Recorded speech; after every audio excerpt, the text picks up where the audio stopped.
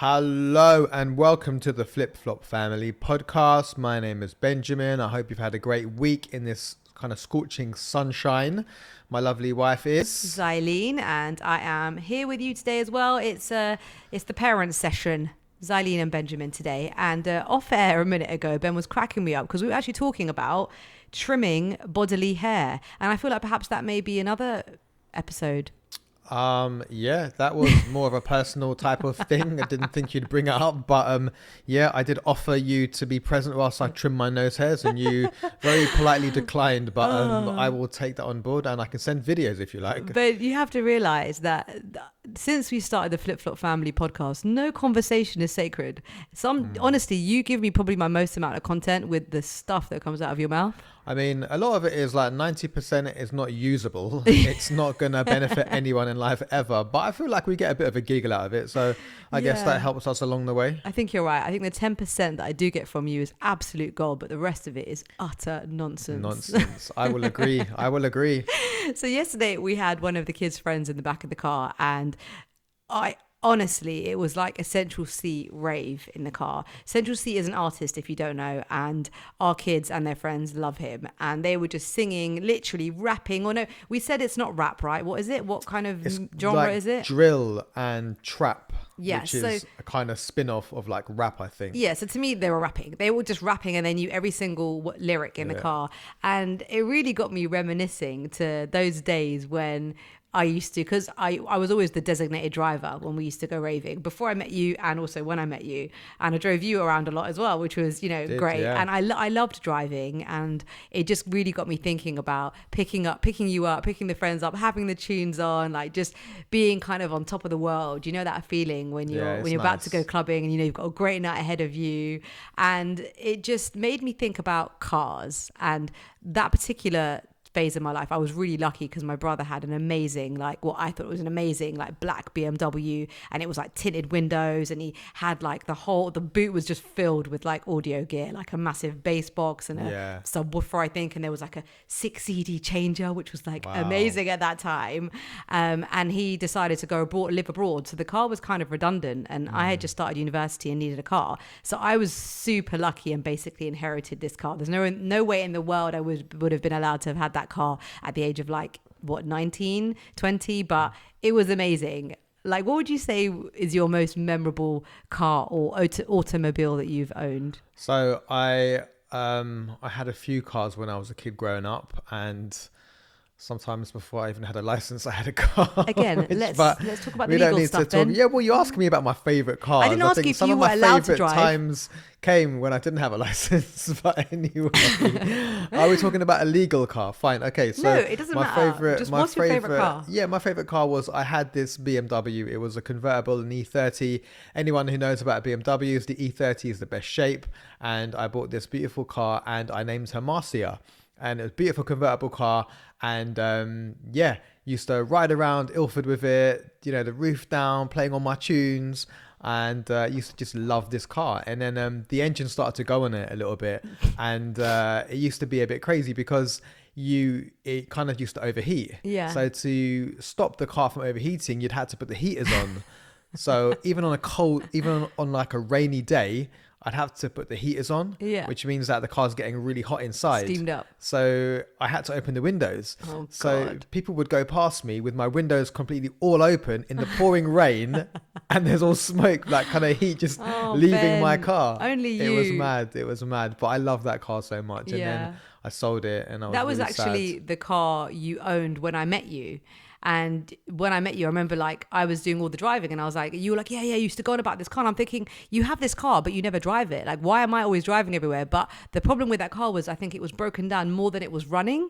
And I feel like all the money you earned, literally you threw into this car. Yeah. And because I used to always say to you like, oh babe, like, what's happening with your car? And I think you were a bit embarrassed because you saw me driving this like sick BMW, which maybe you didn't know at that time that I hadn't bought the car. It was not like I could afford it. It was just a chance luck that I got this car. And I think maybe you were a little bit like, okay, Zai's got this sick car, this girl that I've just met, and I've got this car that basically is amazing but doesn't actually run. It's only amazing to look at. And then I think you did get it running, and bless you, you used to try and come and pick me up from work.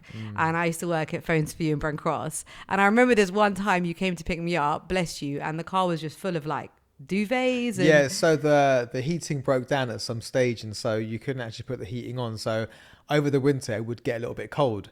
And then I'd meet you and I'd feel bad. So I'd bring a sleeping bag and a duvet to sit on. And a hot water bottle. Yeah, exactly. I mean, I was just an all-round great guy, wasn't I? Very thoughtful. You definitely made it work. You definitely made it work.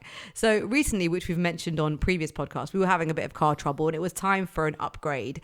And I just found this whole world of cars like a bit of a minefield. Like we haven't bought another car or van for a while. I mean, you've recently bought a motorbike, but I wasn't involved in any of that research. And I don't know, is buying a motorbike easier than buying a car? I feel like it is. Yeah, I think when you buy a motorbike, you're looking for a specific bike that you want. So a certain engine size, a certain look. And so you can kind of like narrow them down quite quickly, I feel. Easier than a car. I think, yeah, when you're buying a car and, you know, you've got kids and stuff, you've got to think about so many more things. Yeah. So I just feel like back in the day when we wanted a car, we would look up, like you said, the kind of car we wanted, or we might go to like a super showroom, like a Car Giant or something, figure out what car you want, and then just we used to buy our cars used. That was just the way we always did it. So we'd go online, Auto Trader, Gumtree, whatever, find a car, buy it, be done with it. But I found this time buying a car really difficult because now obviously there is the whole electric thing. So we've driven a hybrid for a long time, but then so you can either go the typical petrol, but then do you go diesel or do you not? Do you go electric? Do you go hybrid?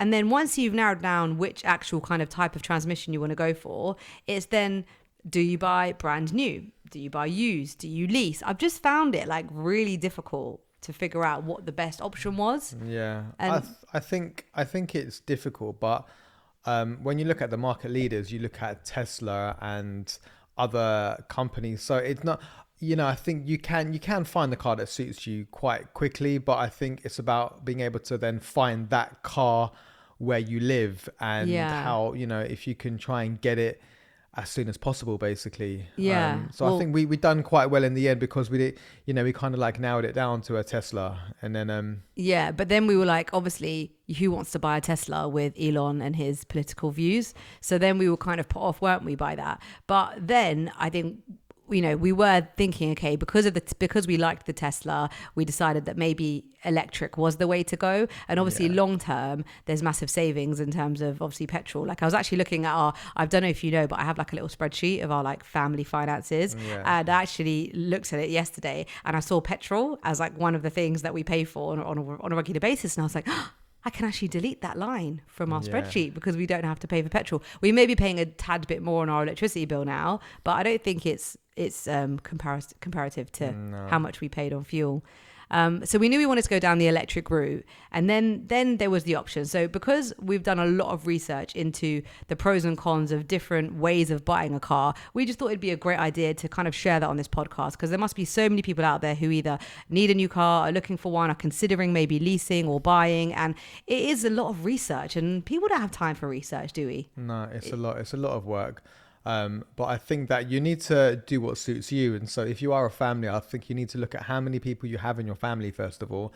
And then you need to look at what size vehicle you want. There's some really good SUVs out there right now on the market that I feel like are quite reasonable. So it's about just trying to work out what kind of size you want, really. Yeah, I guess so. So once you have narrowed down what vehicle you want, then it's about how are you actually going to obtain that. So Ben and I are just going to run down kind of a little quick sort of comparison of the options of how to buy a car to help you.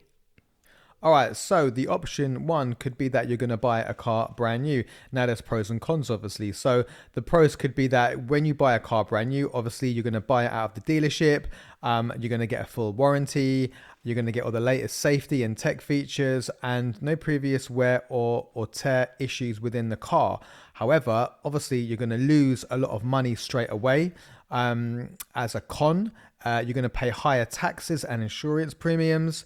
So I guess the benefit for buying a car brand new are really for people who want to have a bit of peace of mind, and if you want to keep the car long term or you want the latest features. Yeah, I think with buying a car brand new, the only time I've ever bought a car brand new was when I bought a car for my mum for a present when I was doing really well at work a long time ago, and I just felt that she deserved a brand new car, so I bought her a brand new car, and it was straight out of a dealer. But I've never, other than that, bought a brand new car, because everyone always says, don't they, that as soon as you drive off the forecourt, you lose money. Isn't that what people say? Well, if you look at, I mean, we can talk about that a bit later, but if you look at the car we've actually bought right now at the moment, I think the money that you pay for buying the car brand new, within 1 year, it drops by just over half. Yeah. Which is a lot of a loss. A lot it's a of massive money. loss. Yeah. But I guess, like you said, it's that peace of mind that a lot of people want. They just want to make sure that the car hasn't been thrashed, it hasn't been ill-treated, and that they're going to get some sort of warranty from the dealer. And I think that's probably the main reasons why people do that. Yeah.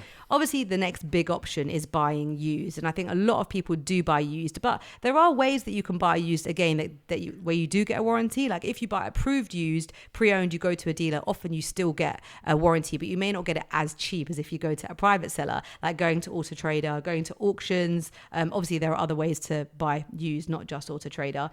The pros of that is you're going to get a lower price, a much slower depreciation, and you may still get a warranty. But of course, it does come with cons. There may be a maintenance risk. Like we used to bring our family friend, the mechanic, to have a look, and he used to pop the bonnet and look. But you don't really know what people have done to your vehicle when you buy it. Yeah. Do you know what I mean? And when you get home and if something goes wrong, you can't go back. There's no return. So there's a lot of risk with buying a used car, isn't there? But also, I think nowadays when you buy an electric car, I don't think you can do much, yourself anymore. True. Before you could call an uncle, he'd be, uncle, I need some help. Oh yeah, I'm coming, no problem. And he would come round and he would open your bonnet and be like, right, we need to change the spark plug or whatever. But I just feel nowadays you can't have that option. If if you buy an actual electric car, you got to take it back to the actual electric manufacturers. That's true. But So that could be another con as well. Yeah, but also I feel like with I haven't looked loads into used electric cars, but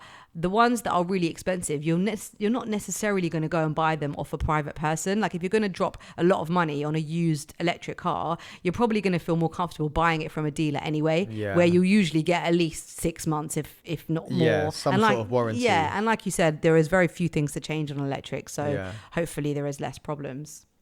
Option number 3 would be leasing, which I feel a lot of people do. A lot of my friends do this. And what you do is you pay for the use of the car for, I'd say, between 2 to 4 years. And then you return it back to where you got it from. Now, the pros would be you have lower monthly payments. You have a new car every few years. You have fewer repair costs because it's under the warranty.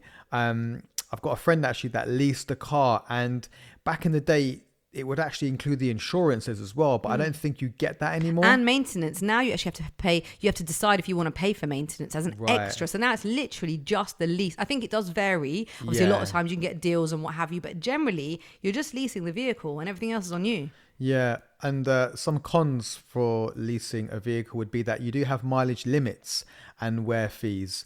You don't really own the car or the equity, and also long-term costs can be a bit higher if you keep on leasing. So the benefit of doing this would be it's more for people that want a new car regularly and drive a predictable number of miles. Yeah, I think leasing is a great option. If you just want a nice car, you don't have, upfront amount, like a big upfront amount to buy that nice car, but you know that you can just put a little bit at the beginning and just pay a small amount every month, and you can enjoy and drive a nice car. And you know what, like, I think my mindset has changed a lot over time. Like before, I'd be like, no way, I'm not going to waste my money on leasing. But you know what, life is short, and if you don't have that big capital, or you just want to use it on other things and you don't want to put it in a car, then leasing, I think it can be a great option. Yeah, Okay, other options is obviously just financing, so taking out a loan where you just make monthly payments. It is similar to leasing, but with this one you actually own the car at the end. But the only problem with that is that you're obviously going to be paying interest as you go along for the vehicle, so you end up probably paying a lot more. You're responsible for maintenance. It's higher monthly payments than leasing, but you have that kind of that little thing at the end, knowing that car is actually yours. I think for us, we did all this research and then we concluded that the best thing for us was to buy the car. We said a second-hand car, but very new. So not brand new, but where you'd lose that depreciation, but literally like 6 months to a year old. And we decided the best option was to buy it. We didn't want to not own it at the end. But there are ways you can do it. Like if you look at interest-free credit cards and things like that, there are ways that you can buy a vehicle brand new, pay monthly and not actually incur interest. But you just need to be really organized and smart with your money and definitely have a spreadsheet. I'm all about a spreadsheet because you're such a geek. No, do you know why? Because money can be stressful, of course, and nobody wants financial anxiety. So if you are going to go ahead and buy a vehicle that is a lot of money, I think it's important to have a payment plan within your household, so you know how you're going to be paying off, where you're going to be moving funds from. And if you are, blessed enough to have the money to just buy it outright, again, I wouldn't even say do that. Invest your money in something else and pay it off bit by bit. And remember, Ben and I are not financial advisors. We are just a married couple going through life, trying to buy a car. So we bought a car in the end, Ben. What did we do? So I think you had your heart set on a Tesla and you were, again, researching all night. I'd, wake up at 2:00 in the morning and you'd be on your phone going, oh, I found a great car, babe. I found a great car. And then, so we found a car at a showroom not far from where we live in Reading. And we went to go look at it. But it was weird because as we pulled into the car park, the car was actually out on the forecourt. And we were like, oh, they've got it ready for us. This is going to be amazing. But we got inside and we found our guy that we spoke to on the phone and he said, it's just been sold. And we were like, no. Like, you knew we were coming. Come on. It was the Tesla Y, which was very nice. Anyway, they had about 4 or 5 other Tesla Ys there on the forecourt. So we tested them all out. We had a bit of a test drive. I wasn't massively impressed with being a backseat passenger. I felt that it was, because it's got that, I forgot what it's called now, but that one touch control where you can accelerate and brake on one pedal. And I found it to be quite kind of rickety, like almost. So I wasn't massively impressed. The tech was amazing. Yeah, and the roof as well. The panoramic roof is nice as well. I just wasn't really feeling a Tesla. Yeah. But as we walked in the showroom, there was a lovely matte grey car. And we were like, oh, what is that? I instantly thought it looked like a Batmobile, and it kind of had spotlights on it. It was like parked really nicely in the showroom, and I was like, what? I've never seen this in my life, and it looked in the showroom. It looked really big. It looked like long, and and it because of that matte grey. Honestly, I kept just thinking of Batman. I was like, this is a Batmobile. Yeah. Like if Batman was in 2025 was drive, this is the car he'd drive. Be in that. Yeah. But I mean, the actual shape wasn't the kind of shape that we tend to go for. It's more like a saloon. Yeah. So we were like, but I was like, I really like it. But then I thought maybe the inside might be quite small or whatever. But we got into the car. It was nice and spacious. And I was like, Zai, this is beautiful. But I didn't think you'd, really kind of go for it. And then anyway, we had our kind of heart set on a few other cars. So the Ioniq 5, which is a Hyundai. And you sure that's how you say it? Isn't it a Hyundai or something? It's not Hyundai, it's Hyundai. I thought it was Hyundai. Hyundai. Okay. Yeah. All right. Anyway, so we had that as an option. We had a couple of other options. We took all these cars out for a test drive.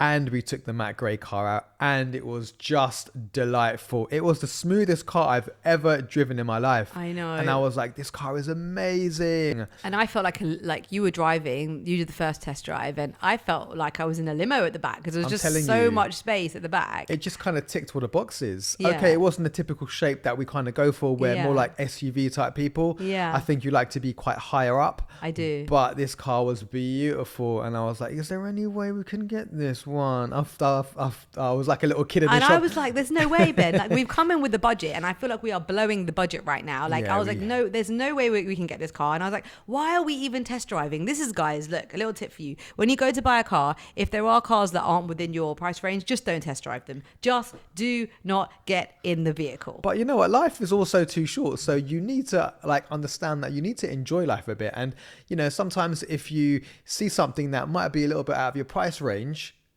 but you can make it work somehow, just make it work, because life is too short. Life and you is need short, to enjoy babe, and capture every moment that you can in the best way that you can. And if that's what you want to go for, then go for it. You're honestly. right. Anyway, You're right. so cut a long story short, we liked this car and we were interested. And the guy said, okay, give me a call back in the evening if you want to put a deposit down. And then he called us an hour later and said it was texted you. sold. I know. We were like we just like pulled out of the actual forecourt. How was it sold? And I was so heartbroken. Oh my God. I was And like, that's how you no. knew. That's how you knew, because your heart, when you can't, when something's within reach and then it's not, and it makes you feel that way, I think that's when you know. I was really upset. Which is very interesting, considering it's actually my car, because you actually have a van and a motorbike. I know, it's true. I mean, I do drive it now and then to the gym and stuff, but like, yeah. And anyway, so we started doing more research into that car, and it ticked all the boxes technically on a space, level. It's got these really cool kind of wing mirrors there.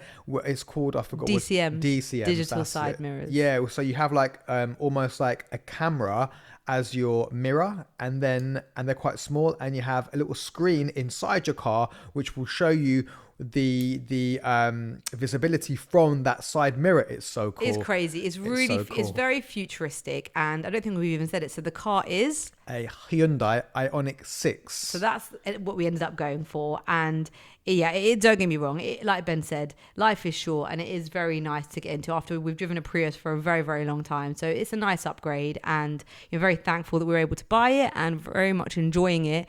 But the main, I guess, thing that we wanted to share on this podcast was just about looking at all your options and making sure that you make the right decision for your family, isn't it? Yeah, I think you're quite calculated. I think I'm more of a risk, taker. So I kind of like to twist your arm a little bit now and then. But I think sometimes it works out for the best. Like if you look at, our example now, so the car we've got, if I didn't push you a little bit, I'd be like, babe, I think that this is the one, okay, it's about whatever X amount of, grands more, but we can make it work.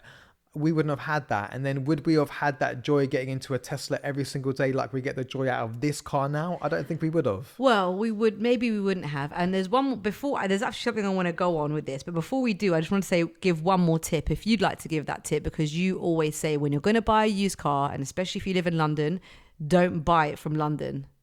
Yeah, so I'm a gas engineer, so all my vans I've bought, generally I've gone up north. I don't know why it is, but cars up north seem to be a lot more cheaper. So I've saved so much money. I bought a van, and I probably saved about 5 or 6K just going up to Middlesbrough once, and then I went to Liverpool once.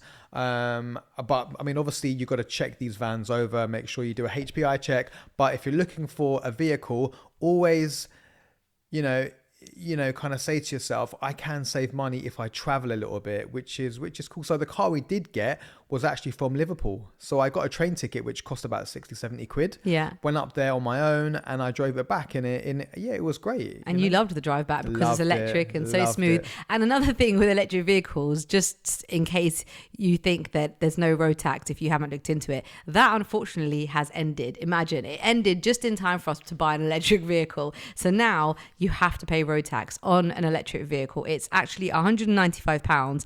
And there is also something called luxury tax. So if your vehicle is, I think, 2025, so brand new, 2025 onwards, and over a certain amount, I think it's £40,000, there is an extra tax you have to pay. So actually on all brand new cars, there is a luxury tax if it is over a price tag. You have to look it up online to get the exact things, but just don't be under the illusion that if you go for an electric vehicle, there is no tax, because sadly that perk has well and truly ended. And like I said, in perfect time for us, as we've just bought an electric vehicle. So we're actually paying more tax on this electric car than we did on our Prius hybrid, which was only £20 a year, I think it was. Yeah. So a big difference. So what I wanted to talk about was where Ben obviously was just saying about the experience and how it is so lovely getting into this vehicle. But I don't know about you and your life with your partner, but for me and Ben, I feel like our marriage is being slightly affected by this vehicle, because Ben is so particular. Like, nobody can drink in the car, nobody can eat in the car. You can drink water, that's about as far as it goes, and all bags have to go in the boot. I mean, look, I love my kids. I think that But you love your car more. No, I do. I really love my kids. They're great fun, and they are, they've got really good spirits, but they are clumsy. They are the most clumsiest kids you could ever meet in your life. I love them, but when are they going to stop being so damn clumsy? So look, I'm just like, if you're going to drink, you need to drink outside of the car. I can pull over. And bags. Come on, bags. I love my daughter. She's great. But when she's got a school bag, she whacks it on the back of the seat. She's got a bottle in the side of her bag, and that bottle's hitting the sides, like, making marks up. And I'm like, no, from now on, let's just open the boot up, put bags in the boot, and get in the car like normal people.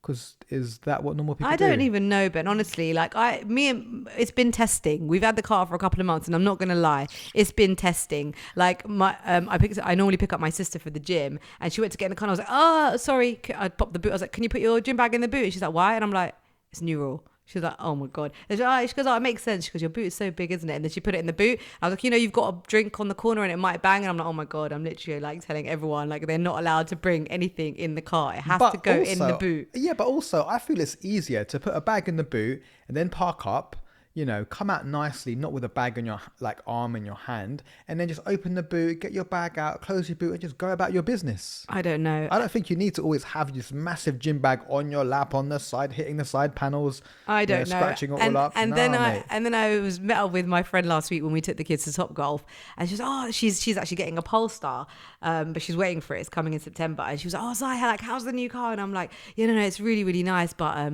it's giving me a bit of anxiety. And she was like, oh, she goes, have you got range anxiety? Because with electric cars, again, another thing to look at if you want to go for electric is to find out how much range it does on a full battery, because a lot of electric cars don't do a lot. And if you're like someone who travels every weekend and goes to see family far away, you want to make sure you go for a car that has long range, so that when you like charge it, it gives you a lot of mileage before you have to charge it again. So she was like, oh, have you got range anxiety? And I'm like, no, I've got Ben anxiety.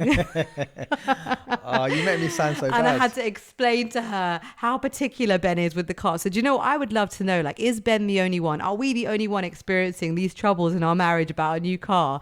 Please let us know on the Flip Flop Family Instagram page. Send us a message or put a comment underneath this podcast. Like, does your car in your house cause issues amongst you and your partner? And I know a lot of people actually where it does, especially if one driver is not as good of a driver as the other, or the good driver thinks he's a better driver than the other.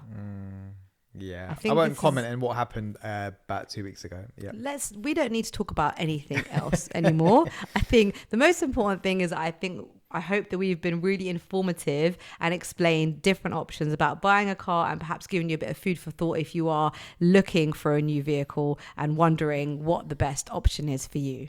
So since we were listening to Central C in the car and these kids were like killing me with this music, I made them go through to see if I could find any of the tunes that I liked. And actually, I would say that my song of the week is a Central C song. Very surprising, I know. But it's called Now We're Stronger. I actually quite like it. It's got this singer called Kamal who's singing in it. And then you've got Central C kind of rapping or trapping or drilling, whatever he does. But I really liked it. Now We're Stronger, Central C. Have a listen as a song of the week. And remember, we'll put it on the Spotify Flip Flop Family Podcast Song of the Week, and also on Apple playlist.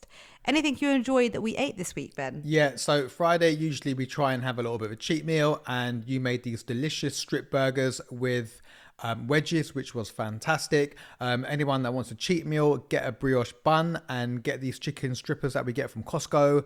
We can put some details up somewhere about the exact ones, but you make them really well. And yeah, that was probably tasty. I know. Loads of lettuce. We put gherkins. We put mayo. All the good stuff. A bit of mustard. No, we didn't put mustard. You can put sweet corn relish as well, which is something that we used to do, which is really nice.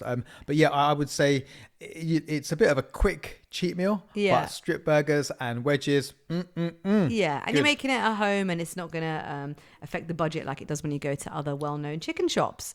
I would say what we watched while we ate these chicken strip burgers will definitely be our thing to watch this week. I mean, it is a Bollywood film, and if you're not into Bollywood, fair enough, but there is subtitles, and it's called Tara Zameen Par, which is TAARE ZAMEEN Par, and it has a very well-known Indian actor called Amir Khan in it, and it's such a beautiful story about this little boy who's basically really misunderstood in school because his teachers don't realize that he has dyslexia, and then his parents have to take actions, and then there's an amazing teacher, and I don't want to give too much away in case you watch it. And the reason why we watched it is because it came out a long time ago, but part 2 has just come out in the cinemas, and my sister was saying let's go and watch it, and the kids weren't sure if they had watched it, so we watched it together, and me and Emiliana were just like waterworks the whole time. I haven't seen a Bollywood film for years, and I forget how emotional they like make you feel. They really tug on your There's heartstrings. Certain parts of the movies that I would just look around, and you and Emiliana were just in absolute tears. Like, no,